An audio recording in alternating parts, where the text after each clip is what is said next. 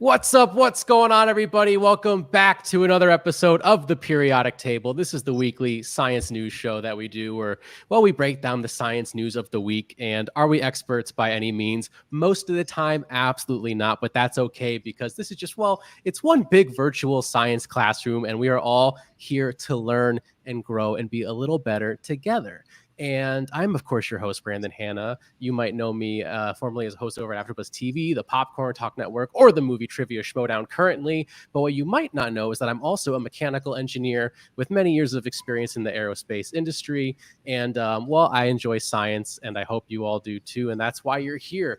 But you, me, we're not the only ones that are here. I'm joined by two amazing co-hosts today, starting off to my immediate left, your right.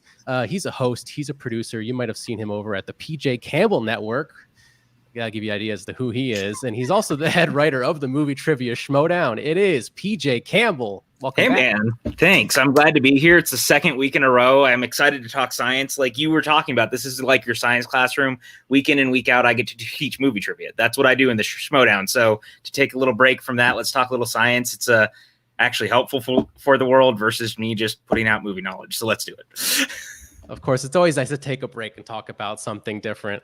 And of course, if you know me, if you know PJ, then you're probably familiar with our next guest. She's an actress, host, writer. You might have seen her over at the Whirl Girls, also AfterBuzz TV and the Popcorn Talk Network, and also just maybe as the best manager in the movie trivia Schmoedown. It is Roxy Striar. Hey guys. Yes. Oh, I don't know if you're ever going to look at me the same after today. I'm really nervous about this one. Ask me to talk about nerd stuff all day, and there I am. But ask me to talk about science, and you're about to see a major hole for your manager. Whoa, this is going to be, you know what? I'm going to really give it a whirl.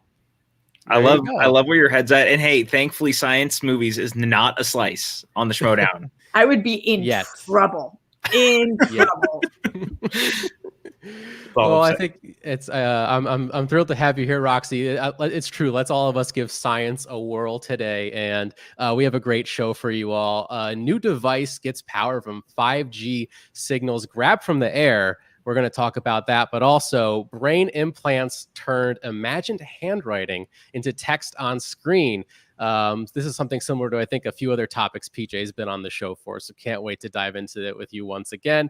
And of course, we do have a special segment. I am bringing back healthy habits. We're going to talk about the worst types of drinks for your liver, according to science, and a few things that might surprise you there. But before we get into all that fun stuff, let's jump right back up to the top and talk about our number one story for this week. And that is new device gets power from 5G signals plucked right out of thin air. And this is coming to us from Science News for Students. And as always, guys, links to all the articles are in the description down below if you want to check them out for yourself.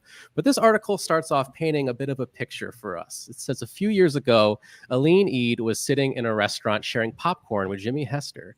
They weren't just snacking, though. They were puzzling over a tough problem. How could they tap into the power of invisible signals that send data to cell phones, computers, and other devices? If they could manage this, people might someday run their electronics without batteries or cords. And as they brainstormed, an idea took shape. And I know Roxy is super excited to talk about this story. But the heart of their innovation is a special gadget, actually, and it helps gather wireless signals sent out by cell phone towers.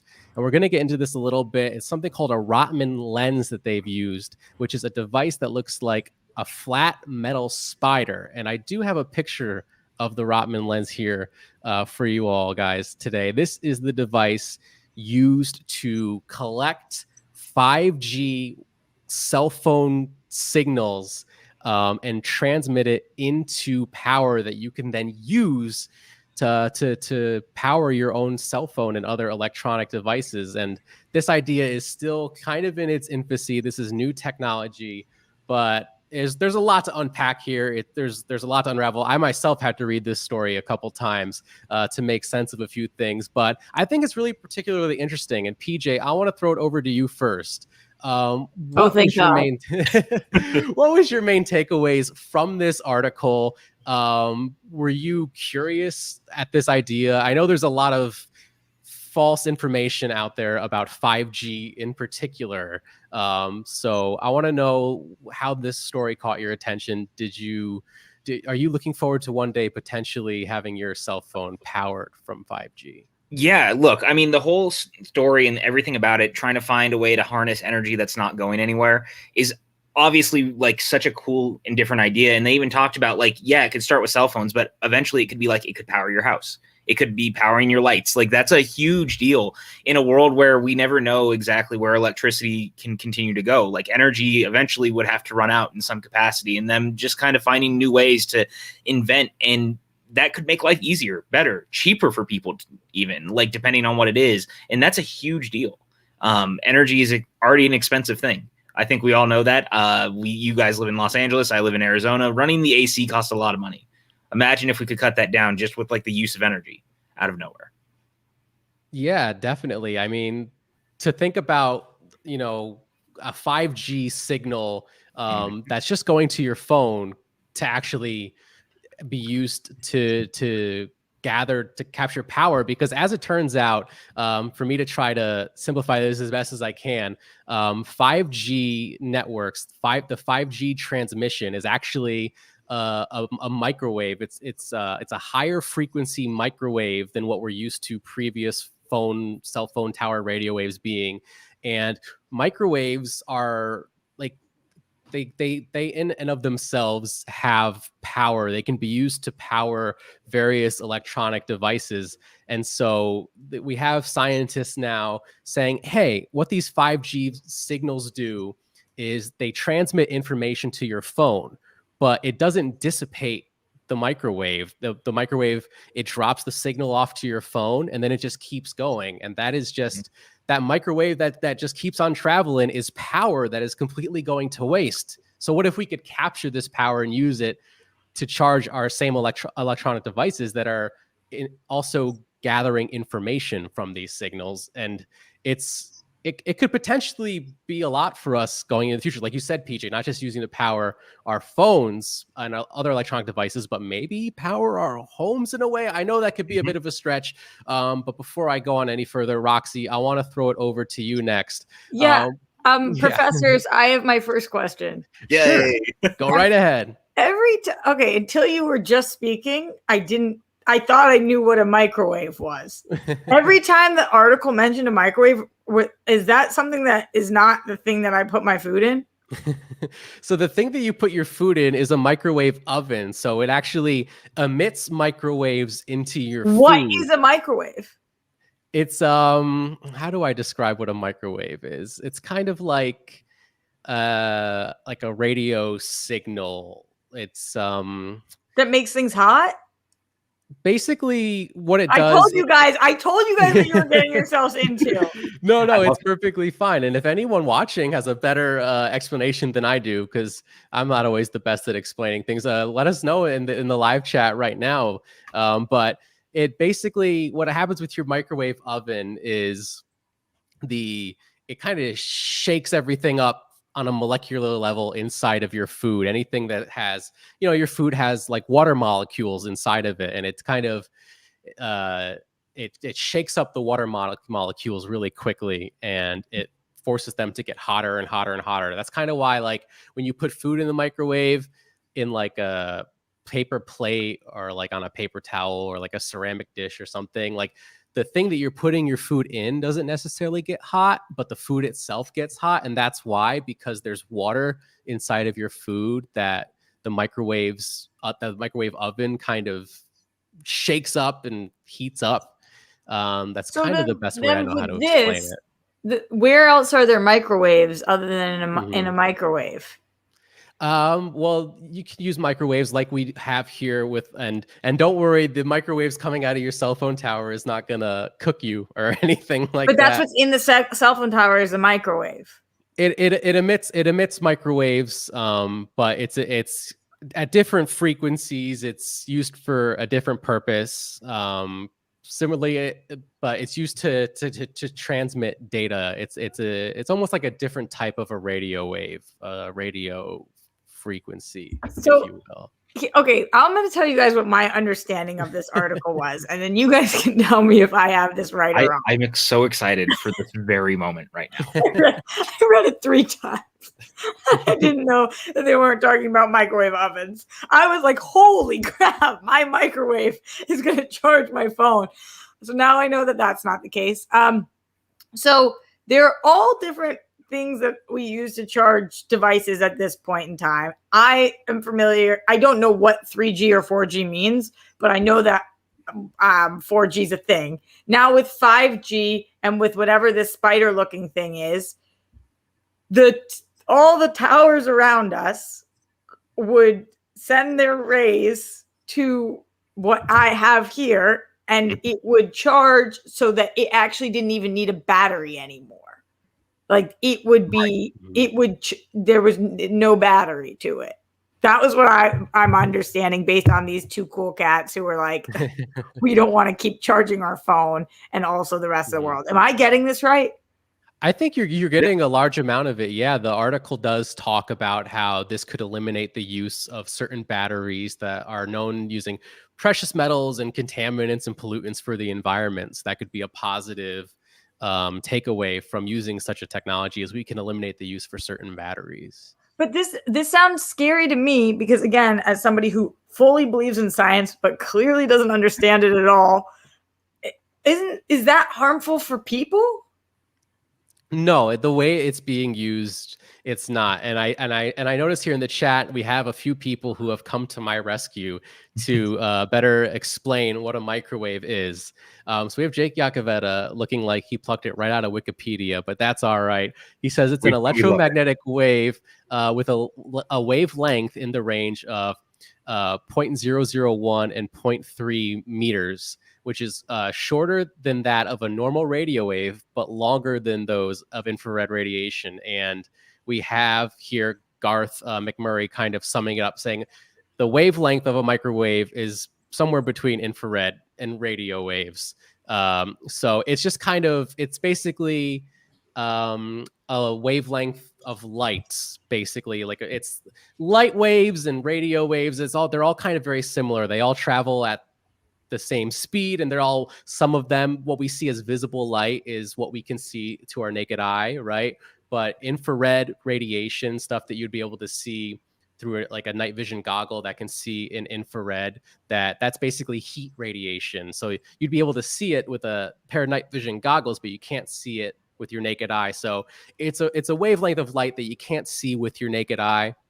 And that's what a microwave is too? Yeah, but yes, and it can be used to transmit information, basically like a radio signal into our cell phones, our computers, or if you're talking to someone who's on the moon or on Mars, you can use microwaves to communicate information back and forth. And I saw the moon?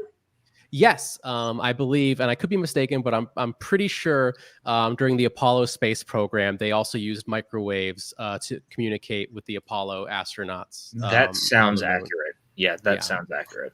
No, yeah, I was thinking the same thing.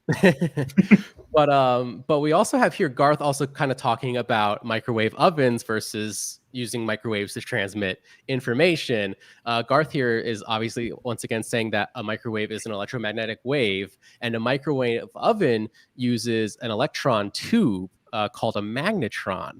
And like Any relation to Megatron? I don't know. We'd have to get back. Language. Yeah, we'd have to get back on that. Decepticon, Autobot. Either way, the food's getting cooked. Right. But Garth also says that kind of like I tried to communicate, but in a much briefer terms, saying microwaves cause water molecules in food to vibrate, which is what produces the heat. You know, like anything, like if you shake something or if you rub two things together, it creates friction and it generates heat. That's kind of what's going down on a molecular level in the water that's in your food. But that's why it sounds dangerous to me because we're water, right? We've got mad water in us. Mm-hmm. And if you think about like all the waves that are coming at us, if they're all trying to charge my phone, aren't some of those waves hitting me? I think with a microwave oven, it's much more direct, and as Garth said, it uses an electron tube in a microwave oven, and I think that makes a difference. I would have to get back to you all on the specifics on exactly why being inside of a microwave oven and having 5G signals or other microwaves pass you by, they're very different from one another. There's a safety factor involved. I wouldn't be able to get into specifics on that right now. You're bringing good questions to the show, though. I Roxy. really, I'm just doing the people's work right now. If I'm completely stumped, that's a really good question.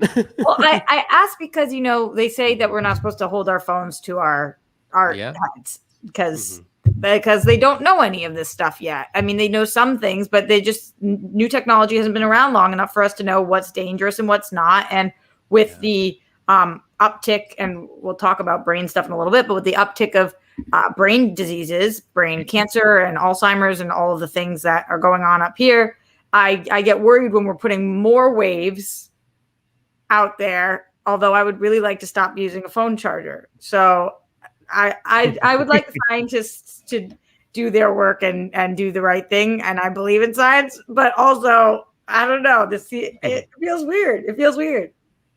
Yeah, and I can understand the skepticism of it all, but I feel like it's not. I feel like when you're inside of a microwave oven, it's much more concentrated, much more direct, and that's what makes it dangerous. But when a signal is being transmitted over long distances, it's not like concentrated enough, high enough of a frequency or whatever to kind of cause any type of damage to your body or your cells or anything like that. But very, very good questions. And if I learn more in my research, I will be sure to tweet about it and let you guys all know exactly what's going on there. But really interesting, I think, piece of technology. And I kind of want to get into here the Rotman Lens. They say it looks like a metal tarantula.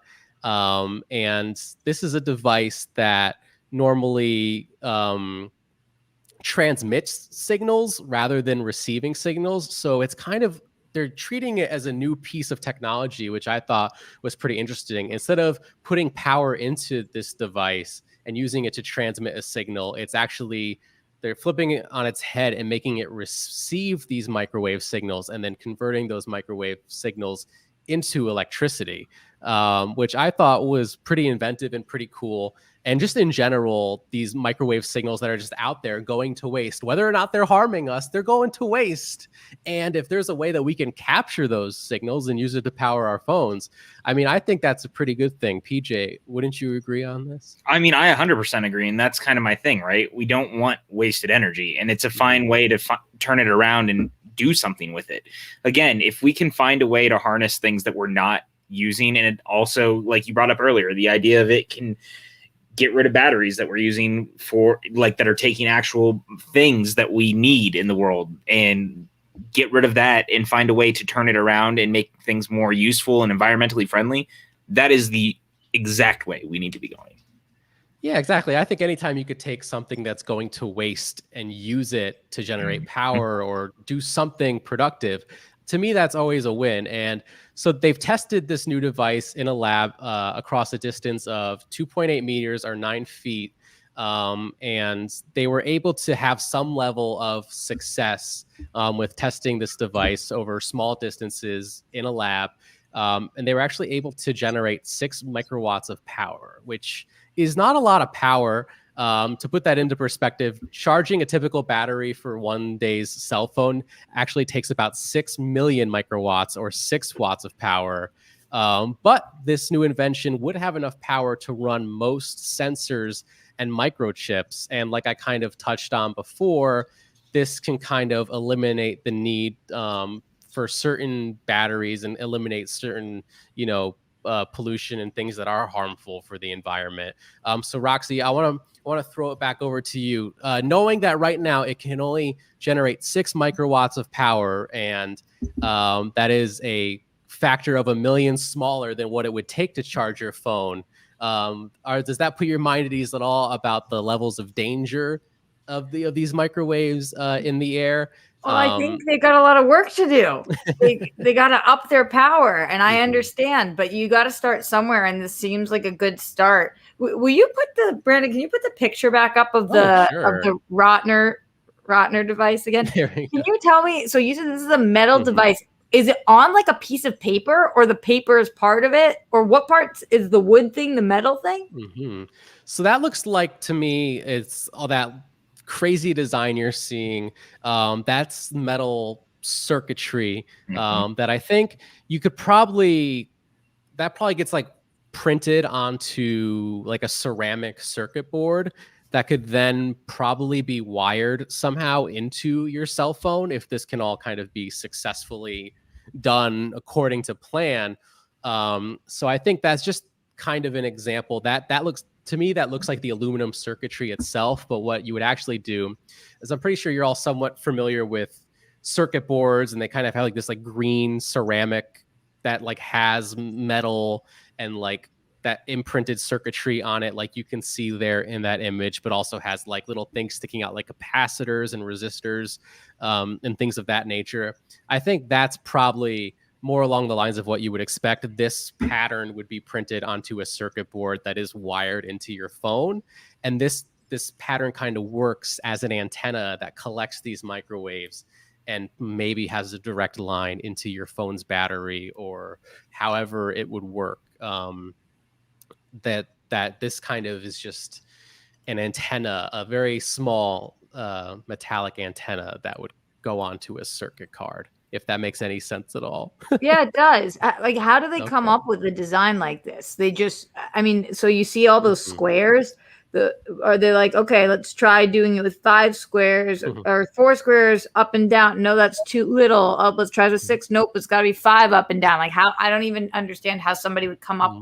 I don't even understand this design. Like, how is this just massive trial and error?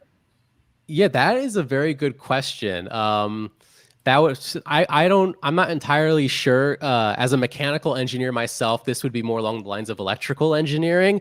And some of that stuff still seems like magic to me as well. I don't fully understand certain aspects of electrical engineering myself. So that would be a very good question. Something I could, again, probably try to research after this show about the history of this device. Probably if you knew the answer, I wouldn't understand it anyway. So you could have made something up, and I would have said, "Oh, yes." I don't want to lead you down a wrong path. So I'm gonna this is again a Rotman Lens, and I'm gonna do some research after the show, see what I can come up with, and I'll get back to you all. Get back to you on that, because the electrical engineering stuff, not my strongest field of study either. So. But that's the point of this show. We're all learning together. We're all learning something new together. I like Glenn in the chat, by the way, saying Roxy representing the people and our questions. That's the kind of energy we're bringing to tonight. Exactly. Well, you see a shape like that, and you're like, how'd you come up with that? What is, I mean, it's not one shape. It's a lot of shapes. Yeah. Well, I knew when I was bringing Roxy onto the show that I was going to bring the voice of the people. Oh, yeah, for sure. I mean, people are just afraid to admit they don't know anything. And I am not. I don't know anything about this stuff. Nothing. I'm curious. I would love, but I don't know anything. Hey, and love how honest she is. That's the best. Exactly. That's fair. And again, that is the whole idea behind this show, is we're all reading a science news story that we might not know everything entirely what's going on about it, but we find something that piques our interest, maybe do a little bit of research, and we learn something new today. And that's the main takeaway. If we could all learn one thing new today, then I'm going to call this show a success for sure. But really fun story, really interesting story. I promise our next 2 stories will be a little easier to digest, but I couldn't resist the temptation to talk about potentially 5G microwave signals coming from cell phone towers, charging our phones, our laptops, potentially in the future. I mean, that seems like a pretty big story to me, but I see we got a very active chat here tonight, and that's probably all thanks to Roxy Striar being on the show. We don't know. Who are these people? Where do they come from? Probably the 5G land. We don't know. Maybe the land of 5G. And some of us are probably using 5G right now to watch this show. So it's true. I wouldn't know if I was or wasn't. But let me try to run through the chat here and just give everyone a shout out. I saw we had Aiden Kosick before the show started, Glenn Caesar, of course, Jake Yakavetta giving us some great microwave facts. Sabrina Ramirez, of course, always in the chat. Andrew Thomas, welcome to the show. We have PLD back once again. Of course, Garth McMurray really simplifying some of the microwave lingo for us, which I really appreciated. And I think I saw Christina Vassallo in the chat here as well. And Ryan Payne. It's a lot. I don't normally have to do this many shout outs. We have a wide audience with us tonight. And Sean Wingblade also in the chat. Welcome. Thank you for joining us all to talk about the magical wonders of microwave ovens and 5G radio signals. But with all that being said, all the shout outs, guys, make sure you please like this video. If you enjoy talking science with us here every week, hit that subscribe button and that little notification bell so you don't miss a thing. And if you're watching on replay, feel free to leave a comment down below and tell me how wrong I am about all the facts about microwave ovens that I just said, because at the very least, the idea is to get a conversation going. If I can do that, then it was a pretty good day. But let's move on to our next story, and that is brain implants turn imagined handwriting into text on screen. And this one's coming from Science News as well. So electrodes in a paralyzed man's brain turned his imaginary handwriting into words typed on a screen. The translation from brain to text may ultimately point ways to help people with disabilities like paralysis communicate using their thoughts. So this is a pretty crazy story. PJ, I know we have had you on this show before to do similar stories about computers and microchips being able to read your thoughts and communicate without speaking, and all the various Black Mirror episodes we could possibly dive into on that. But this one seems like a really positive story, and I think really, really cool that we're able to do something. Like I kind of have here right below me underneath the date on the show, I have science fiction without the fiction, which is something that Ryan Nielsen said on our very first show. And I just loved it. And this is exactly what I see when I look at an article like this. So really cool. I never thought that to me, this is always something that we'd only see in science fiction, right? So right. Roxy, I want to throw it over to you first this time.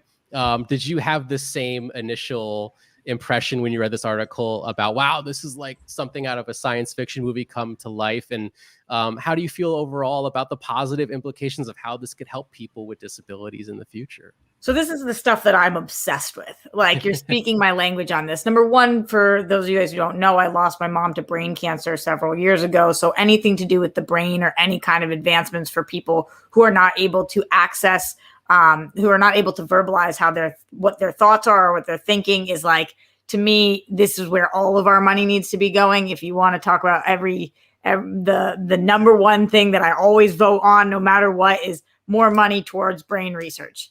It is so important, and it's going to matter to each one of us at some point in our lives, whether it affects us individually or affects our family or our friends, as we're continuing to have way more problems with the brain, not less. So, and that's not because of the microwaves. This we learned here today. I think that this is huge. And one of the scariest concepts to me is being stuck in your own body and being able to have thoughts and not being able to express those thoughts. And whatever we have to do to help those people be able to express those things, we have to do. And so any advancements in science and in the medical field when it comes to this is massive. And also, I think the article talked about how you're able to, at this point, when they were testing, they were able to get up to 15 words a minute, which is a lot of words. I mean, that's obviously when you're talking, it's not a lot of words. I've said hundreds of words, but it's a lot of words per minute when you're thinking about where this science is right now and where it can continue to go. And if somebody is able to go from being paralyzed and not able to verbalize, but still having all those thoughts, to being able to actually say what they need or have conversations, relationships, communication of any sort that is verbal or is nonverbal but is written down. I just think, what is more important than that, than helping those people who are, we would just, if that was us, we would just hope that the world was good enough to take care of us. And so I love this story, but totally it does feel like, wow, how is that possible? how is it possible to think something and have a computer be able to do that? That is wild to me. It's so cool. Yeah, it's absolutely incredible. And like you said, Roxy, 15 words per minute just from your brain activity alone. Literally, they had a participant in this study just think about the various letters that they wanted to put together. And they were able to figure out what parts of the brain kind of like fired off, what signals went off where when you would think about certain letters, and able to transmit that into a signal that would then display this text onto a computer screen is absolutely mind-blowing to me. But and like you said, 15 words per minute, it's not a lot, like for you and I if we're speaking, but they do mention in the article that the participant was a 65-year-old man, and for someone of that age, that is about the average rate of words per minute typing wise that somebody, the average person, is able to do at the age of 65 years old. So I mean, that on it alone is pretty crazy to me. So PJ, I want to throw it over to you next. What was your overall impression on this article? Did anything really stick out to you as particularly interesting? And do you agree with any Roxy's points that you want to maybe discuss? Oh, I'm 100% with Roxy. And I mean, I've watched family members who have had like deteriorating mental health and stuff, and like through cancer and through different things. And I've seen people who get stuck in their bodies and they can't communicate. And that's a crazy thing. And this idea that we can actually communicate with people and they can finally say the things that they're thinking and feeling is such a big deal. Like, it's the same idea of the people who have like lost their hands and arms and they are able to get prosthetics that they can start to move and like grab things again. And the way that the brain can do that, this is the next step of that. This is the people now who can't communicate and finding a way to actually be able to talk to us again. And that's remarkable. I'm with Roxy. Like, this is the kind of stuff we need to put money into, because this is a real thing. And with the way that health has been, she's right. There is an uptick in like the different versions of brain cancer and things in people's mental health and their psyche. Like, we don't take mental health seriously enough as it is, and we don't take our health seriously sometimes enough as it is. And to pour money into something like this where it can help people who need it is exactly where our money needs to be going.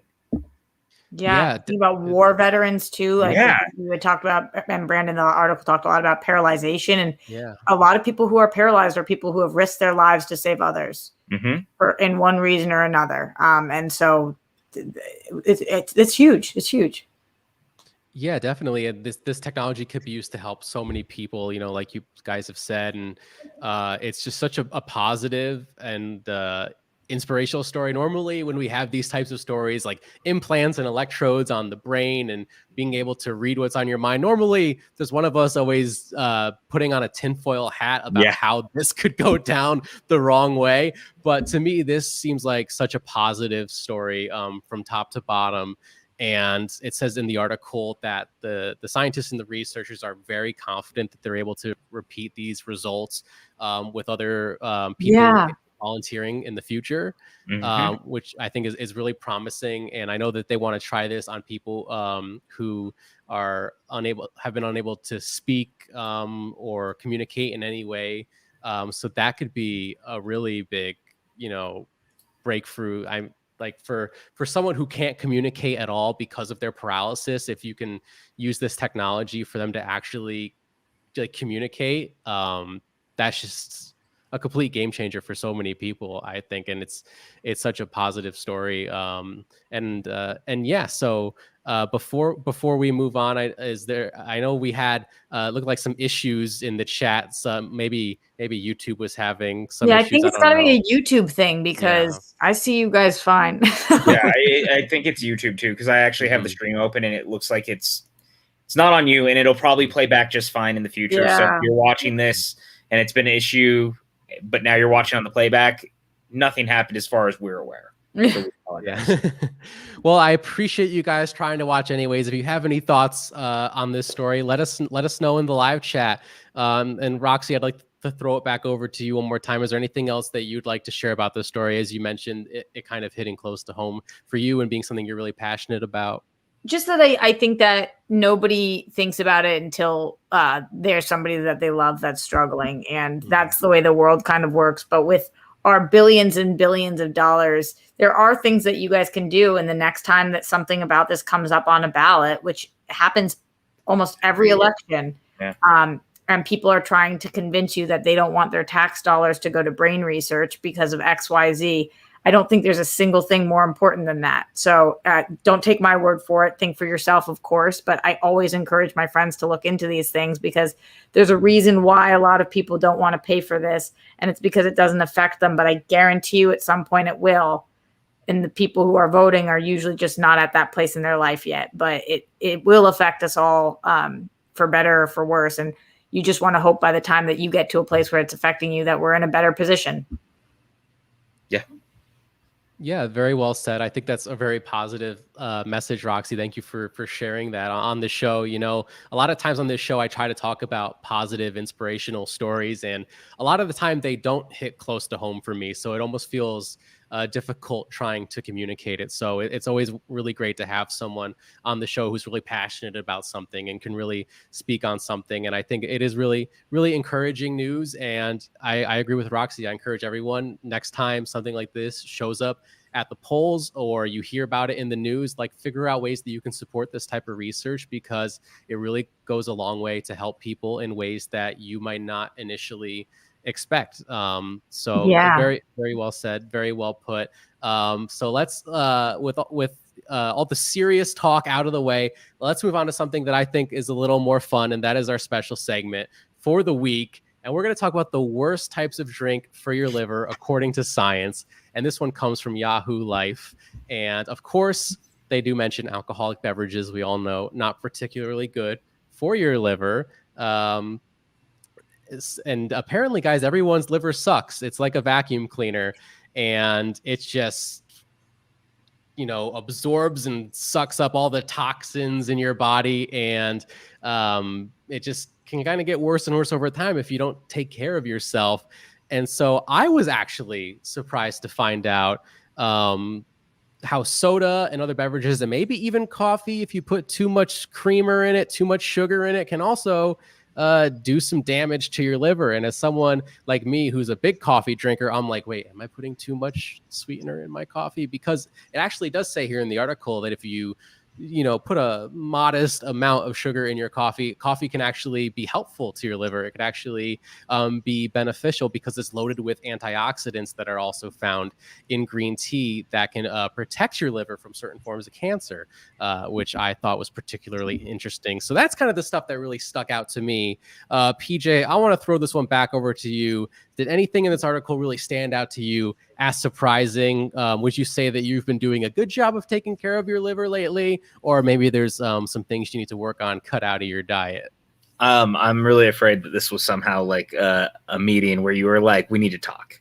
Like, this is an intervention, a drink intervention. No, I mean, the truth is like, I think we've all known that excessive drinking especially is like always bad for people's livers. And reading this though, it was interesting because it was like, even just like occasionally and like a bad night bender could lead to like actual damage to your liver that I had never really thought about.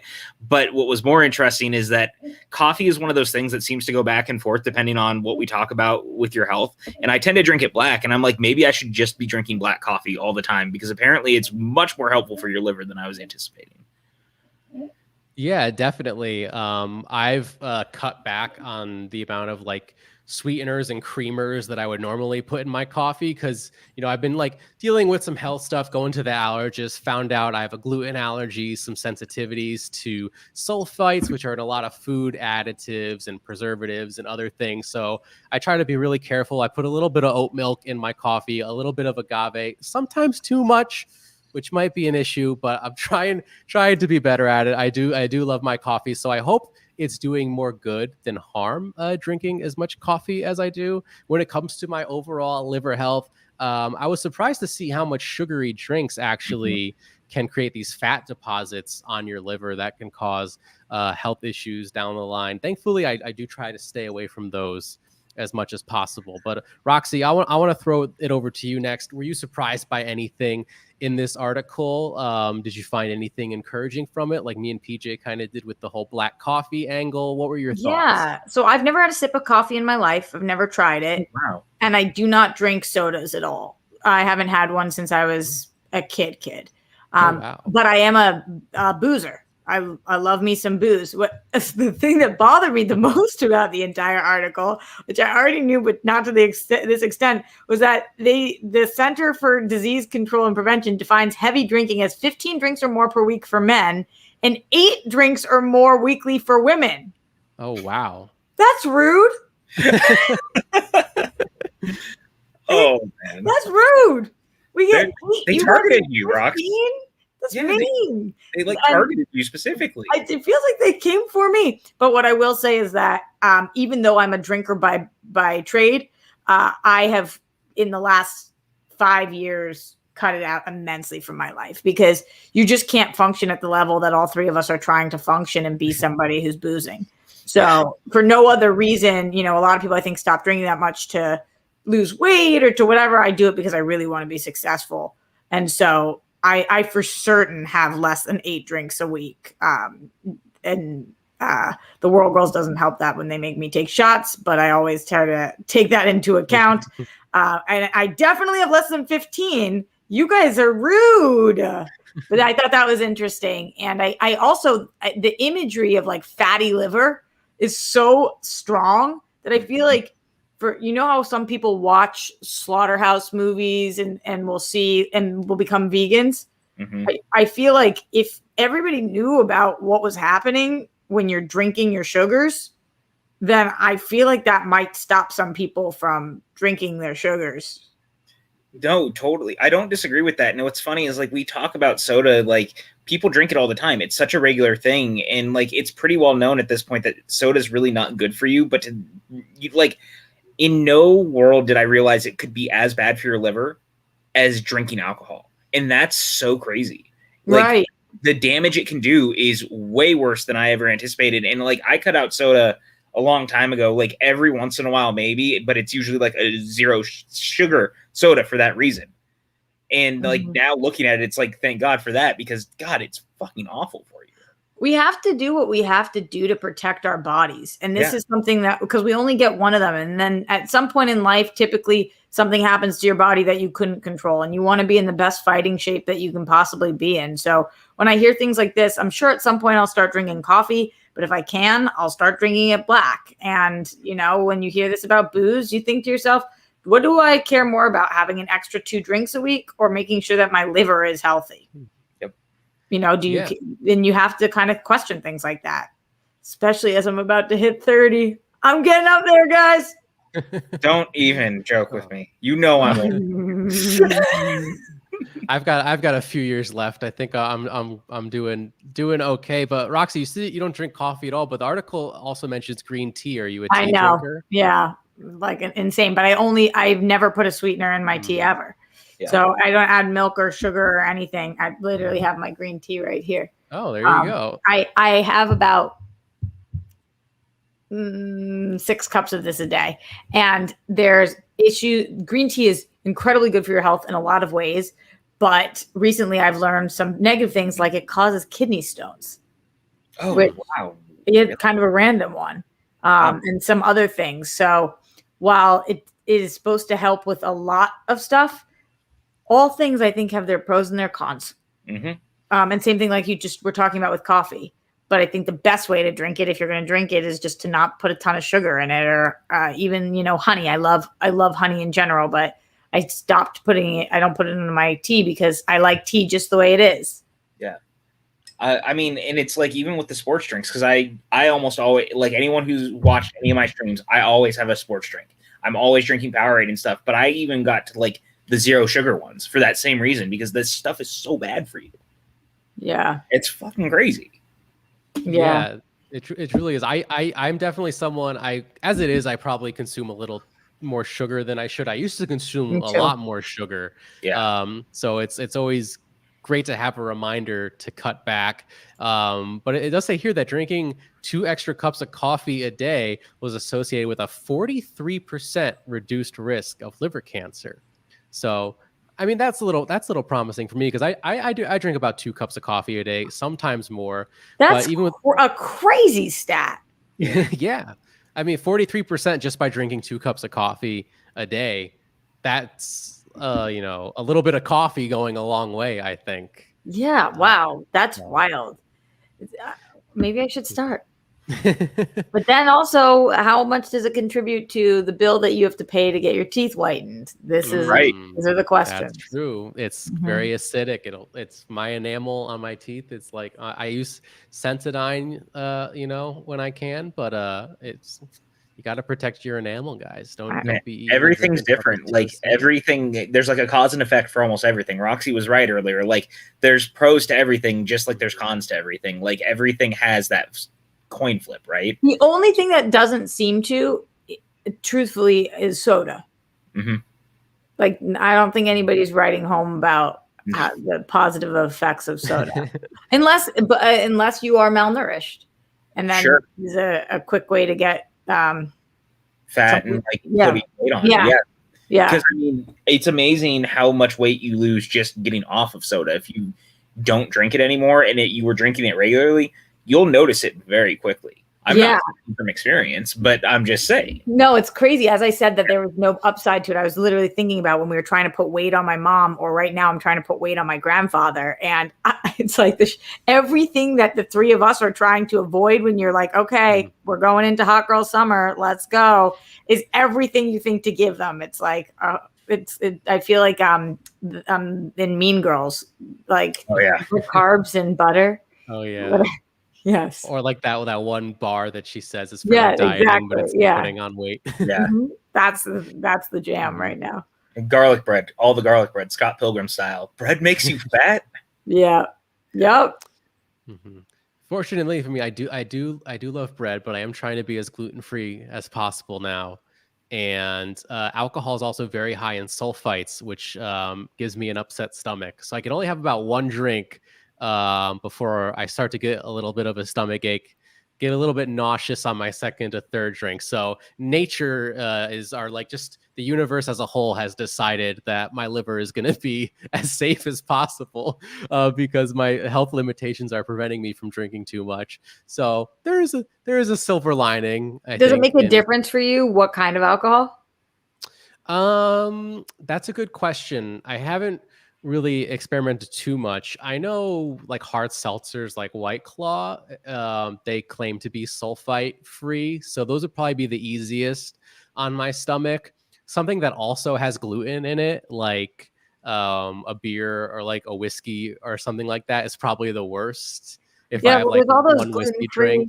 Like Tito's is gluten free, right? There's a lot of different liquors that are gluten free. So those would probably be like in the middle. If they're like high in sulfites but don't have any gluten, it's like, okay, I can have that. I'll think about how we can get you drunk safely. Yeah.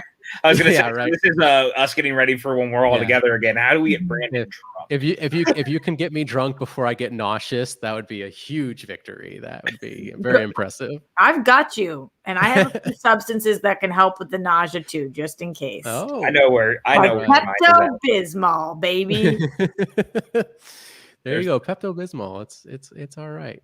They got different flavors now. It's more than just that chalky. No, you don't need anything more than just that chalky. That's the good stuff.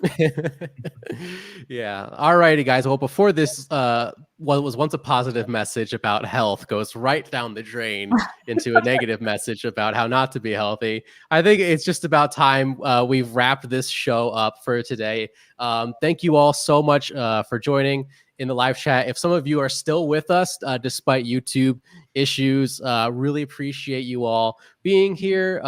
Hit that like button if you haven't done so already, and if you have made it all the way through and had a lot of fun, subscribe to the channel. It would be great to see you join us here every week with various different hosts. If you're fans of PJ, if you're fans of Roxy, hope you've become somewhat of a fan of me. But thank you both so much for joining me on camera today. This show was a lot of fun and very educational. So let's throw it over to you first, PJ. Where can the good people find you online? You guys can find me on Twitter and Instagram at PJ_Campbell. You can find me at the PJ Campbell Network. We do all sorts of stuff over there, like watch-alongs and box and all sorts of really fun stuff. If you haven't checked it out, go and see if you like it. Subscribe. We just hit 600 subscribers. You guys rock. And you can find me at the Movie Trivia Schmoedown, where I write the questions. Hey, be nice to the writers. We're only human. I love you guys. All right, guys, go check out PJ. 600 subscribers, you said? Well, that's guys, come on, help me get up there. I want to compete with PJ a little bit. Get up here, man. Help me out. But yeah, thank you so much for being on the show once again, PJ. Anytime, and Roxy Striar, thank you so much for joining us here for the first time ever. I hope you've had enough fun to want to come back sometime. Until then, where can the good people watching find you online? I can't believe you'll have me back after asking what a microwave was. You guys can find me everywhere at Roxy Striar, also on the Whirl Girls every Wednesday and Sunday, where we give things a whirl. So if you liked hearing me ask questions that make me look real stupid and silly, then you will certainly love what we do over there. Alrighties. No, you asked great questions today, Roxy.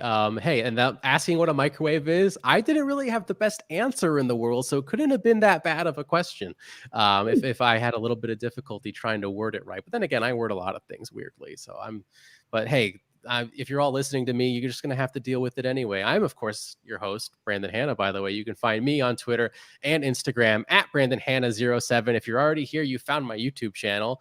For the third time now, please hit that subscribe button. Help me beat PJ Campbell. Help me get to 600 subscribers. It would absolutely mean a lot. Don't make me the villain in this. Don't do that. PJ is the villain, guys. He's the villain.